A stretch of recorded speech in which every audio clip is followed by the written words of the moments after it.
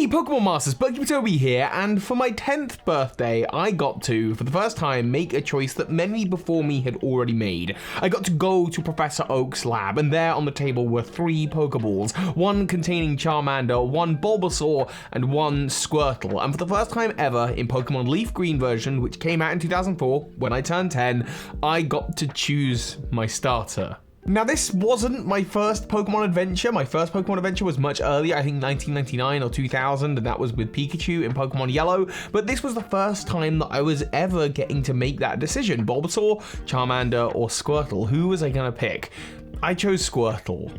This particular copy of Leaf Green was in another language, much like my initial copy of Yellow, and so instead Squirtle's name didn't appear as Squirtle, it just appeared as Squirt, and by the time it evolved, its name was Blast. Blast, my favorite Pokemon for quite a while. Blastoise was obviously, definitively the starter. It was the one that I had picked. I traveled from Pallet Town all the way through to the Pokemon League. I even traveled to Sevi Islands, and there on the shores of Mount Ember, Blast became level 100. And over the years before that and since then, I've traveled and trained genuinely over 400 Pokemon. I keep them all organized by team in Pokemon Home, where I transfer them every now and again. But not all Pokemon are as memorable as Blast. My Blastoise, my first Blastoise. And while I often like to imagine being Ash Ketchum, returning to Oak's lab and seeing all of my Pokemon, 400 is a lot to keep track of, especially when I've traveled with multiple Blastoises now, and none of them have had that same impact that the original one did. You've seen me do videos before about my Pokemon teams. You've even witnessed some of my adventures, including the Miyamoto run, a full run of Pokemon Platinum version with just a barrel called Miyamoto. I still have that Pokemon in Pokemon Home. That's a very memorable Pokemon. And so what I've done is I've siphoned off the 62 Pokemon that really mean the most to me and put them in their own box. They're like my all-stars over the last 19 years of traveling with Pokemon. And the other day, live on stream, I decided to share with you a scrapbook I've been working on, sharing with you the most memorable Pokemon of my adventures. And I'd love to hear about yours in the comments. So here it is. Here is that stream clip. This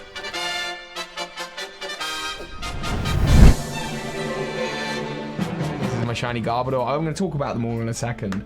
But I decided I wanted to do something. So I got this book that looks like the Pokedex from New Pokemon Snap. And as you can see, it's like bursting to the point of opening. And what's in here? Well, there's Blast. Oak's choice. That's the choice I had to make. I got it to level 100 just outside off of Island 1. There's the sprite art from the game, I remember it. And I've chosen this Blastoise card. Now, I could have chosen any Blastoise card. I could have chosen base set Blastoise. I could have chosen the shiny Blastoise from Plasma Storm. I could have chosen the new Blastoise VMAX, but I chose this Blastoise. Why? Well, it's just kind of nostalgic of the time that I was playing Fire Red Leaf Green. I think this card came out a couple years after Fire Red Leaf Green, and I remember being that age and looking at this Blastoise and feeling like, yeah, that's my Blastoise. You know? Same with the Swampert. That Swampert you saw earlier. Best starter, easily. Mudkip over Trico and Torchic any day. It avenged, although I've spelled avenged wrong, it avenged the Swampert that I lost the first time I played Sapphire when I deleted my save file because I didn't choose the Claw Fossil instead of the Root Fossil. And then I finally beat Steven at the Elite Four, and I went, wait, what's an Armaldo? How do I get one of those? Oh no, I've picked the wrong fossil, and I just restarted my save file with another Swampert. This is probably about the 4th or 5th Swampert that I've had. This one I took to Mount Battle, and so I'm nostalgic for it. And I'm gonna just go through, and I just wanted to share with you these Pokemon, because these are my Pokemon. And I want to talk about how these Pokemon really are, they're the Pokemon of the last 17, 18 years,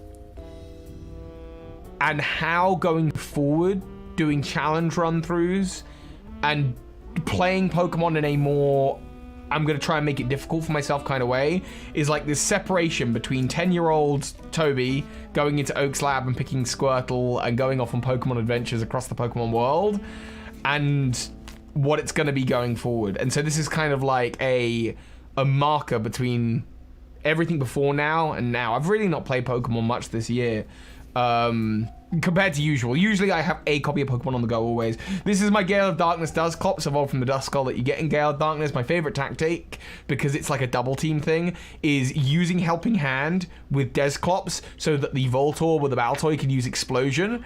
And I just thought that was an amazing combination because, of course, Dusclops is unaffected. This Garchomp from Wayward Cave, Dragon Rush, Champion Ribbon. I use this to take on Cynthia in Platinum version. I used to like to imagine, I'd be like, use Dragon Rush, and in my head I'd see the Garchomp like it's in the anime, dragging its claw along the floor to kind of mess up Cynthia or whoever I was against. Little B was the nickname for this Lotad from my run-through of Emerald, and as it evolved, I renamed it to Big B, named, of course, after the one and the only Mirror B. And people talk about Pokemon card collecting, oh, it's so expensive. People talk about Pokemon card collecting, oh, you know, like, it's all about the money or whatever now. There is not a card in this binder that cost at most more than like $20. And the great thing is when I'm selecting artwork, like I chose this Togekiss because it's from the Heart Gold Soul Silver era, and that's about when I was playing Platinum, and I got the gift Togepi egg from Cynthia, you know? But I've chosen that, but I could have chosen any Togekiss cards. And there are not any cards that are so expensive that you just like couldn't get hold of, you know, a cheap version of at least something. Morty the Cyndaquil. People who watched me live doing the Crystal version run through will know I didn't evolve my Cyndaquil and will know this Cyndaquil. And that's the art that I feel represents it. Route 113, Skarmory. I did this, so the Swampert at the beginning, it was actually a solo run through of Swampert until I got to Route 113 and I went, I wanna get Skarmory. I wanna get this Skarmory because I just saw the sprite art, and this was only a couple of years ago. And I was just like, oh, I'm feeling it, you know? Willow, the Arcanine. Arcanine using Outrage in Black and White 2. Really cool. I'm seeing people in the live chat saying feeling second-hand nostalgia. I hope you are. Claydol, the Ancient Guardian. Some Pokemon I couldn't think too much what to put about them. I know that I fell in love with Steelix after making my Crystal Onyx video, and when I finally played Virtual Console Johto, I wanted to get a Steelix card, and look, it's the Neo Steelix. Rotom. This was like a 15 pence card. Rotom is super cheap to get hold of. There's so many theories I've done about Rotom. Theories inspired me to do the run-through of Platinum where I wanted to catch a Rotom. Living legend, because there's just so many legends and stories about it. The Black Tower, Razor Claw, falling in love with Gliscor. I've talked about that before on the channel. When I first played Pokemon X and Y, for the first time in a long time, I said, I'm going to try Bulbasaur. And I fell in love with this Venusaur, my Mega Venusaur from Pokemon X version. Sceptile from Oras, something different, because again, I always use Torchic and Mudkip. And so they got their little Mega Stones. And I'd recommend anyone do this, honestly. Honeyluck, the luck that the one honey tree I did in my Platinum version got me a female Combi. I had to use Vespiquen. And this is, okay, while this artwork doesn't really represent the era of Platinum, which is the game I played, it's a more modern card. The art felt right, because there's no hard and fast rule here. You're all gonna know Miyamoto, the monster Bibarel. Of course you are. Does anyone remember this? I did a solo run on Twitch or on YouTube, I can't remember what I did it on, with Miyamoto, the monster Bibarel, and it was a solo run with just Bibarel through Platinum. Yeah, maybe when Diamond and Pearl comes out. Mega Pidgeot. I got it to level 99, this Pidgeot, in Kalos in Pokemon X, and then I traded it over to Alpha Sapphire, got its Mega Stone, and while Mega Evolved, it became level 100. I remember that. Just Spear Pillar with Staraptor. A copy of Platinum, my first copy of Diamond, playing that on holiday. Moxie, okay, if you ever have a Crocodile, have the Moxie ability, give it a Choice Scarf. When you're playing a competitive match, max out its speed and attack, and you give it a bunch of moves like Stone Edge and like Darkest Lariat and Outrage and Earthquake. And then the idea is like you do damage to a Pokemon, and you do damage to a Pokemon, and then you send out Crocodile, and it can move just quick enough to like get in and revenge kill anything, and then it immediately gets the attack boost with Moxie. Electros, Levitate. It looks so good in the sprite art before it came into 3D. Okay, this is my level 3 Blissey. because I got the Happiny egg from the Hiker in Diamond version. At level 1, it was Happiny. I managed to evolve it into Chansey for level 2 and Blissey for level 3. I thought that was really cool. So while I never really battled with it, it's just stuck with me over all these years. By Hitmonlee from a Leaf Green run through I did a couple of years back, like 5 years ago, and it came down to the championship match against my rival, and it was their Alakazam, and my final Pokemon with no revives, no full restores left, was my Hitmonlee. And my Hitmonlee, I was like, against Alakazam, I've lost. For some reason, Alakazam kept on using Reflect, and my Brick Break just kept on breaking that wall down, and Hitmonlee won me the championship title. Again, look how damaged this card is, by the way. It's super damaged. I don't care. Does that lessen the impact of like what this is about? If this is going on Bird Keeper Toby, right? It's not going on Card Keeper Toby, or I might put it on both, I don't know. By the way, I've got a whole second channel to do with Pokemon cards called Card Keeper Toby. You should all check it out. It's a fun thing, it's a fun time. If you like stuff like this is kind of what I do over there. But I'm putting it on Bird Keeper Toby because like, this is less about Pokemon cards and more just about the love of Pokemon, but these are my adventures so far. I'm going to go through all of them very quickly now. We've got the Best Bug, Heracross, used Headbutt and Azalea Town to get hold of this in Heart Gold. My Floatzel that went up against Crash Awaits Floatzel, knowing Ice Fang. Froggy from my first run through of, you know, you've seen this if you've watched my Let's Play of Sword and Shield when it came out. Mystery Form, what was it going to evolve into? Zoidberg from Sirchester, the most beautiful town in the game. It evolved in the post-game. It didn't evolve till the post-game. Pom, a Christmas trade with the last Shaman. I traded her my shiny Cellball that I hunted for her for the shiny Applin that she got for me because we love those Pokemon. And so I've got my shiny Appleton card. It's a good thing there is a shiny Appleton card, otherwise I don't know what I'd do. Dealily Whoop from the charity stream. You saw it earlier in Pokemon Home. It reminds me of home. Because Turfield, at the time that I was playing this and I got this Eldegoss, I had learned from the Pokemon Bus video that I did, where I got invited to go do the Pokemon Bus thing, that Turfield is inspired by a place 10 minutes down the road from where I live, right? It's super personal and anyone can do this. Unburdened Sky Attack, Acrobatics, Holucha. Those of you who know competitive know what I'm talking about. And this is like not a Pokemon I've used in run-throughs. I've just used it in competitive enough that I'm so attached to this one Holucha. Fairy Power, yes, from Pokemon Alpha Sapphire. I thought the Mega Form looked great, and I think this card from Primal Origins or Primal Clash or whatever it's called, this is the card that best represents that Altaria. Not one from the old Hoenn era, but one from the new Hoenn era, because that's what this is from. It's from Alpha Sapphire. My Goodra, Rainfall, Best Pseudo, Team Snooze, Snorlax, the Pokeflu, Pokemon X version. This Macago was the Macago that I first encountered going through an Ultra Wormhole in Ultra Sun and Ultra Moon. I thought it was so cool that there could be alien Macagos, and that's what that Macago is about. Shadow Ball, Recover, huge HP, competitive Jellicent I just love. Best Fossil, King of the Cave, Tyrantrum from X version. Blaziken makes me a bird keeper when I choose this starter, and I love that. We stand Pom. Ragnarok. Alola finally, as in I'm finally using a Tauros in a run-through where my character travels across the overworld on Tauros. It was so cool, and I called it Ragnarok. Misty the Psyduck that I caught on the beaches of Alola, I didn't evolve it. The Sunny Island Earthquaking Torterra that I actually, this Turtwig is from an adventure of Ultra Moon where I traded the Turtwig in to be my starter. This Noivern that I got in the first trial of the Verdant Cavern. Don't Wimp Out, the biggest, baddest bug boy, it's Glycopod, one of my favorites. Dusty Mountains, I traded this with a friend with PD Winnel, and that's why I love this Lycanroc. This is so cool. I did a run through of Yellow version, right? And this illustrates perfectly the point. I did a run through of Yellow version where my team was Venonat, Mankey, and Ghastly, 3 sphere Pokemon, right?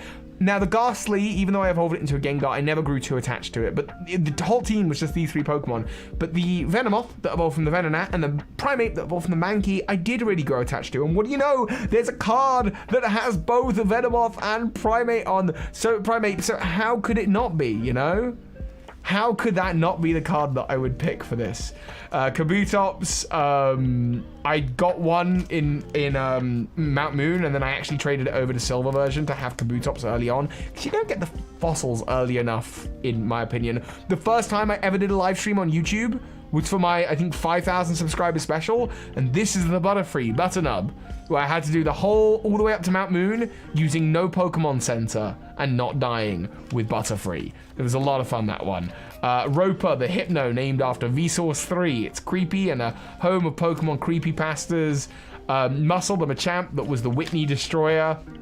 The Aura-Spheing Lucario called Abed, that I named after we were watching Community at the time, and so we got it at the Flossie Ranch, and it was really nice. It was my first run through of White 2 on my new DSi that the last Shaman had bought me. Elder Seat, Zoroark, the Ultra Necrozma Destroyer, which is why it's upside down, because in that battle against Ultra Necrozma in Ultra Sun and Ultra Moon, Zoroark was the way that I had to go about it.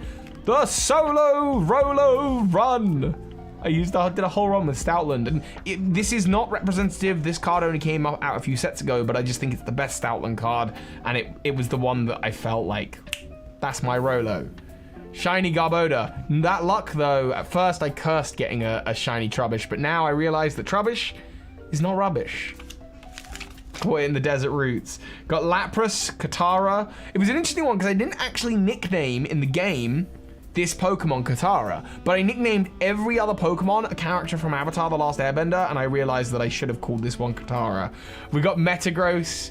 It was my Mega Evolving Metagross. It was my Corkscrew Crashing Metagross from Generation 5 to 6 to 7, the powerhouse of my teams. The Tentacruel that knows Hex and is a huge defensive asset for me, and I'm missing Feraligatr. It's on the way in the post. But my big brother had a Feraligatr when he first played Silver version, and he got it to level 100, and I was inspired by him to choose Totodile when I first played Crystal version.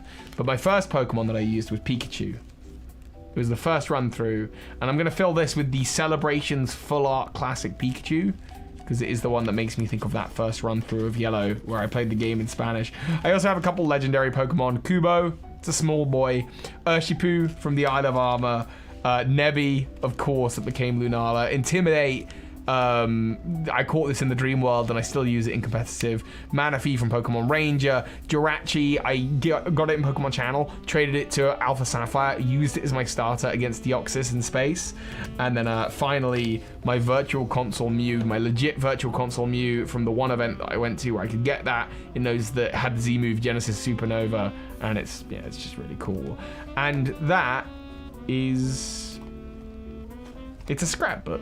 It's a collection of stories and memories. It's the funnest Pokemon card collection that I think I've ever done, all inspired by, Biggest Baddest Bug Boy, Misty the Psyduck, there's the Jirachi, Nebby, all inspired by Pokemon from my Pokemon home. And that's what it's all about.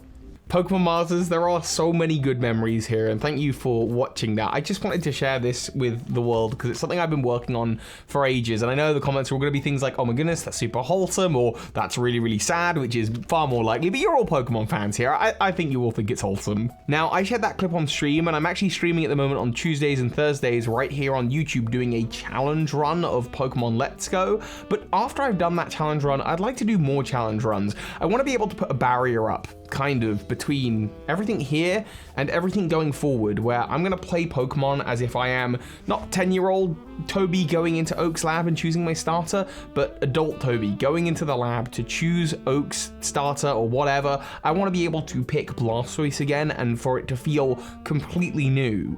I want to create more memorable experiences with Pokemon I've never used before and with Pokemon I have used before, but using them in an entirely new way. So if you have any suggestions for runs that I could do, ways that I could train Pokemon that would be really, really interesting, other than just, your usual Nuzlocke, let me know in the comments. Thank you all for watching and sharing this video with me, and of course, so hi Pokemon Masters. This is Ash Ketchum. You just watched a video by Birdkeeper Toby. That makes you a Pokemon Master. Thank you so much, those of you who have gone above and beyond to support me on Patreon, and a special shout out to the big patrons of this month, JD Gottlich, PokeBliss, Matty Bar, and Michael Hornschuch. Thank you.